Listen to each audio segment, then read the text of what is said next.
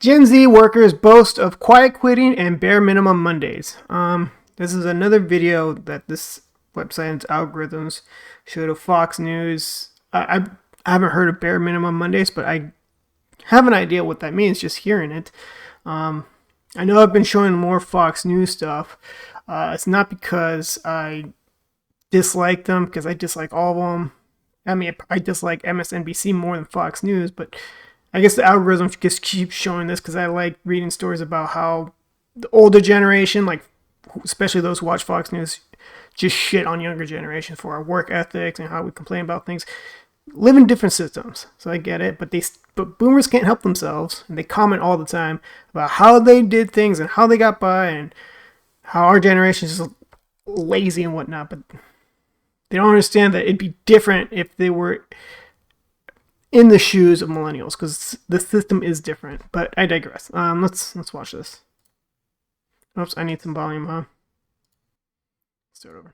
I came up with this thing for myself called Bare Minimum Monday that I've been doing for the past several weeks. A lazy girl job is something that you can basically quiet quit. The 9 to 5 schedule in general is crazy. Crazy. Gen Z and millennial workers sure challenged their bosses this past year. So how should employers respond in 2024? Ramsey. Easy enough. How should employers respond? Either do your job or get fired. Easy enough, right? I mean, why do employees have so much power? I'm finding myself agreeing with Fox News here, but why do employees have so much power? Is it because the jobs that they're taking on no one else wants? Is it paid too little, so employers have a hard time hiring someone else?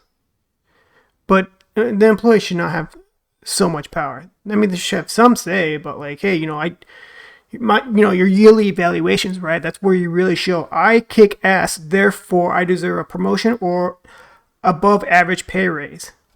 Solutions career coach Ken Coleman joins us now. Ken is a father of 2 daughters, 18 and 22. I'm just going to reserve my own comments. How should parents and employers deal with this? Well, they need to understand that they've got to mentor and coach these young employees. It's not as simple as just they show up and they know what to do. And that's on the parents, by the way. So we parents have to be careful on what we say because we collectively have allowed this environment. But the key here is you're going to have to coach these younger employees more than you have any previous generation. Right. And that's leadership. So welcome to the game. And Ken, the thing is, a lot of these young Americans, over the last 3 years, have been under COVID rules where they work from home and stuff like that. The 4-day work week is probably going to be a thing. It absolutely is going. I'm not against a 4-day work week. You're still putting in 40 hours of productivity. This way you gain 3 days, right? I see the give or take. I don't know if there's a huge movement behind it. I know there's people who prefer the 4 10s over 5 8s. Work 5 days, work 8 hours. This way you have a 3-day vacation. I get that. You're still putting in 4 hours of productivity, but then what do you do, if you work in retail or something like that, what do you do with those 3 other days? Let's say it's Friday, Saturday, and Sunday.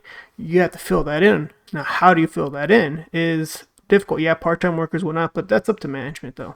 To be a thing. I don't know when, but it's been tested for a 6-month trial in London, England, and it came out pretty conclusive that productivity did not dip. It's also being tested in the United States as well. So I think that's going to be industry specific, and I think it's going to be leader specific. What I mean by that is you can't just shove 5 days of work into 4 days without some systems, and it's got to be advantageous to that specific industry. So we'll see how that develops. I mean, Ken, it's funny to watch those clips. It's funny, we watch the girl who's crying because she has to work Bare minimum Monday. This girl's talking about taking breaks and working, overextending yourself for minimal pay. Acting your wage is kind of funny, but you may not like your job. I did not like a lot of my jobs. Still did them. Still did what was required of me. I'm sure many of you have. Pay sucks, so you either figure out how you can communicate with your boss about like, hey, I deserve more because I've been kicking ass here. And either I deserve a promotion or hopefully next year you guys consider me for more. You don't want to directly say, I plan to quit if you don't meet my demands. Because sometimes an employer or the boss, just their hands are tied, right? They want to keep you around. They'll do everything they can. If they really, really like you, your boss will fight for you. Keep that in mind. If you're a hard worker, if you got good numbers, everything else, you can expect a pay bump or promotion. You might have to stick it out a little bit longer, but if you're on your boss's good side, they vouch for you and stuff, you can expect, progress within that company. Don't get me wrong, I understand not overworking for minimum pay. And it's probably not just you. But if you're that one person who's working harder than everyone else with that poor attitude, you'll be the one who's most likely going to get recognized and promoted, or probably have a bigger pay bump that you will appreciate more and appreciate the job more. The more I talk about this, the more I understand that it's probably because of social media that my generation of millennials and the younger generation, which is Gen Z, maybe they are lazier. They lack a discipline. Maybe it's just been so spoiled, right? Maybe it's just social media just shows that you can make so much money. Social media influencers make so much money. They're having a great lifestyle. They have nice restaurants, nice cars. And then there's you. You feel like a clown working very minimum and you're working butt off. Probably why you have the bad attitude. But guess what? Most of social media, those people on your Instagram or TikToks, it's all BS. Most of it's BS. If they have a nice car, it's probably a random car they saw at the parking lot and they took a picture of themselves and claimed it that it's theirs. Or the nice hotel, they probably just walked in, didn't even rent the room. They're just like, oh, look at me going into my hotel. It's all BS. Did it. So we all think the way we did it was the best way. And so when we look at the next generation, we're worried about them. But do they have it all figured out? I mean, we did all work. Maybe we did it wrong. Maybe we did it wrong, because they're saying 38% of Gen Zers would rather have a middle-class life if they can work fewer than 40 hours. There is something to be said for that. Dolly Parton got it right. Yeah. I want to work for no hours and live a middle-class life. But guess what? It's not going to happen. You're going to have to do something. You're going to have to work. I'm sorry. Working 9 to 5. Yeah, I think this is a very good point. Two things are happening here. Number one, what we see on TikTok does not represent the entire generation. I think we've got to be careful to paint this generation with a broad brush. I'm raising 3 Gen Zers right now. Here's what I think. That's a good point right there. There's a lot of Gen Z and millennials who don't have TikTok because they know it's just straight mental poison. It is. It honestly is. There's nothing that good comes out of that. I have seen a few TikToks, and all it is that it just caters to the numb, mindless people not motivated, and that's the only thing that entertains them is scrolling through TikTok mindlessly. They're not motivated to do anything else. TikTok is just their comfort zone of, there's nothing, oh, this is so funny. I think that there are a lot of young people that will work hard and will bust it and get after it.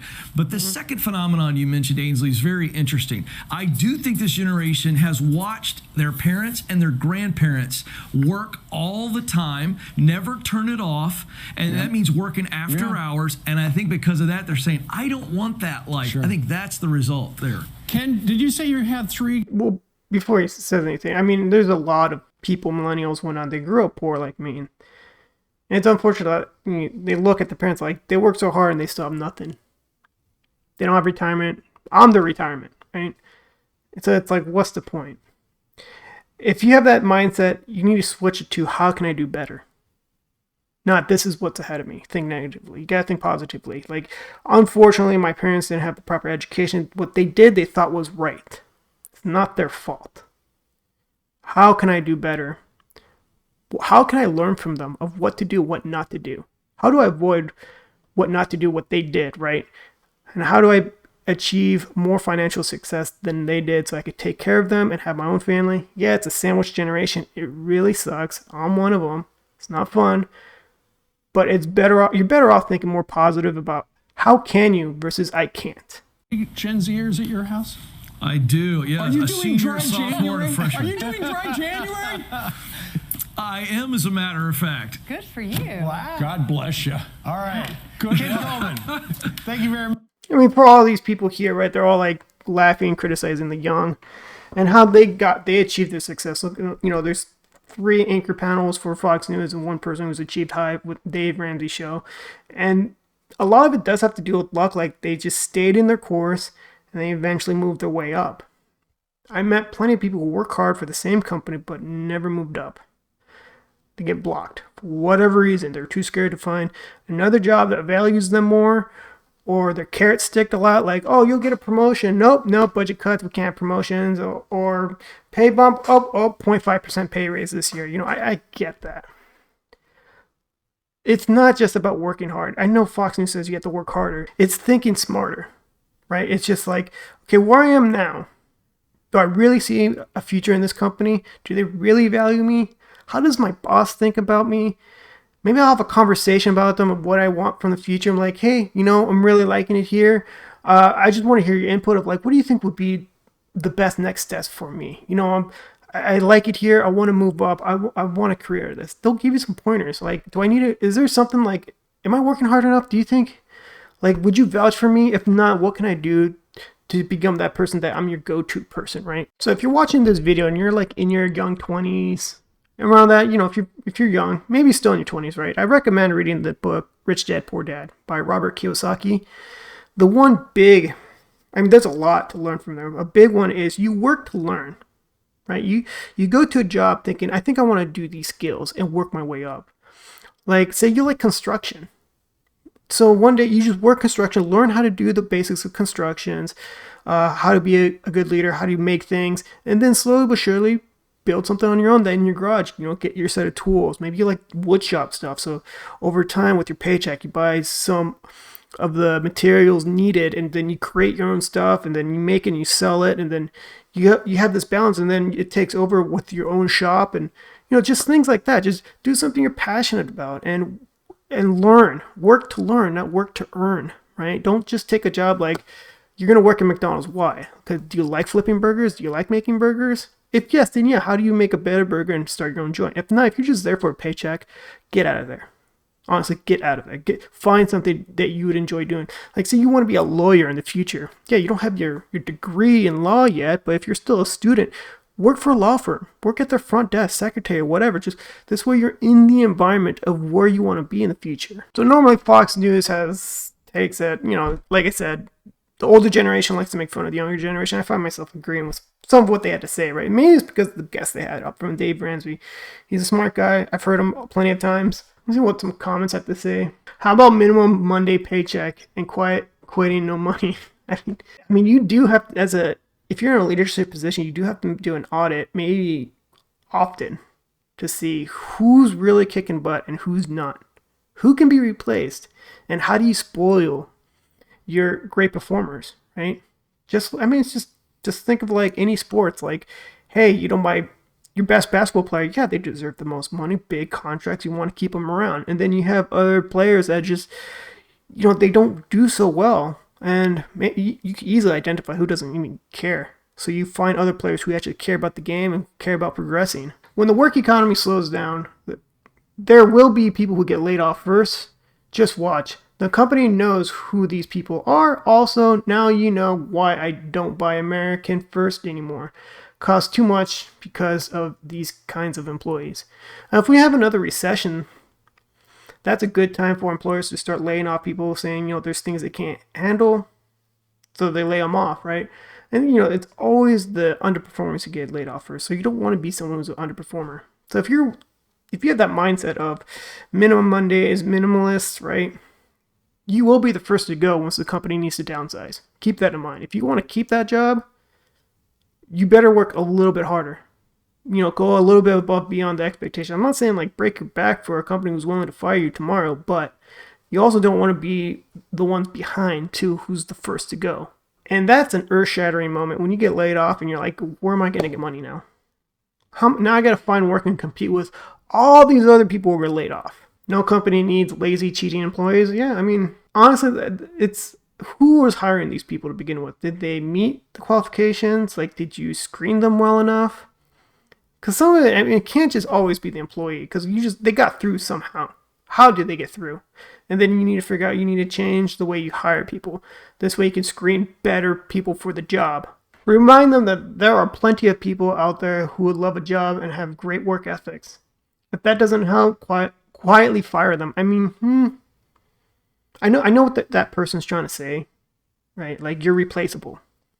That doesn't set a good, positive vibe in the company environment. It's just you always have to seek out opportunities. There's always opportunities to do better. If you don't know, feel free to ask your immediate supervisor, right? And hopefully you have good leaders, because you don't want good leaders who give employees blowback. Then they're just going to be like, well, it's pointless asking questions, right? Lazy Gen Z, typical logic for them. Oh, I found the boomer. And now they wonder why no one will hire them. You know what? It's the jobs that are desirable that are hard to get. You can get stuck in a cycle of jobs that have high turnover rates, like call center jobs, service industry jobs. And you're trying to get that right office job where all you have to do is just plug away and maybe join occasional meetings, and then as you move up you have more meetings to manage. But you just don't want to be that bottom working force anymore. You don't want that call center job anymore. You don't want to do that frontline customer service job anymore. But to go from there and move up, it's very difficult. But you can't be like these negative mindset Gen Zers, and they make these videos about how they don't appreciate the jobs. And by the way, if they see that, they're not going to hire you. By the way, a lot of companies, they do look up social media, what your social media presence is like. So if they see your TikTok like that about acting your wage, they're not going to hire you. And many of them do that. So if you have a social media presence, have a positive attitude about things. That's going to help. What are your expectations? What you bring to the table, right? If it's all just negative, they don't want negative in their atmosphere at all. They don't want that in their environment. I just noticed my camera was covering some of those comments, but so my question for you, I know people are going to comment, and let's have like a legit, good, thoughtful conversation about this. Like, what is it about millennials and Gen Z that makes them appear so lazy to boomers? Is it that how they're raised by the boomers, so spoiled by them? Was it that school is so easy for them, so when they get into the workforce, they're just blown away about how difficult things are, so they go on social media and complain? Or is it social media that they see people having these lavish lifestyles, look so rich, it looks like they don't do anything, they just enjoy life, and then they're at their crappy jobs, not making enough to pay rent or whatnot, so they're just not in a good mood. What is it that you think it is? Let me know in the comments below. I do read them. And thank you very much for following. I hope you guys had a happy new year, by the way. Like, subscribe, all that fun stuff. Take care. Have a good one.